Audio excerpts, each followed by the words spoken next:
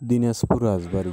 রাজা দিনাজ এই রাজবাড়ি প্রতিষ্ঠা করেন। ব্রিটিশ শাসকেরা দিনাজ রাজার এবং রাজপরিবারের সম্মানার্থে ঘোড়াঘাট সরকারকে বাতিল করে রাজার নাম অনুসারে নামকরণ করা হয় দিনাজপুর জেলা।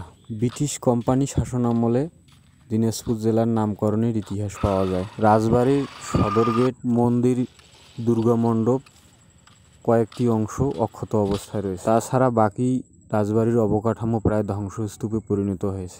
সংস্কার ও সংরক্ষণের অভাবে রাজবাড়ির অবকাঠামো প্রায় আজ বিলীনের পথে। রাজপরিবারের দশম উত্তরাধিকারী রাজা বাহাদুর গিরিজেনাথ দিনাজপুর জেলার শিক্ষা সাংস্কৃতিক উন্নয়নের উল্লেখযোগ্য ভূমিকা রাখেন। দেশভাগের পর রাজা গিরিজেনাথ সপরিবারে ভারতে চলে যান। এখান থেকেই রাজপরিবারের ইতিহাসের সমাপ্তি ঘটে। এই ঐতিহাসিক রাজবাড়ির ইতিহাস, ঐতিহ্য ও সংস্কৃতি সংরক্ষণ করা অতীব জরুরি। এই রাজবাড়ির সাথে জড়িয়ে আছে দিনাজপুর জেলার ইতিহাস, ঐতিহ্য ও সংস্কৃতি।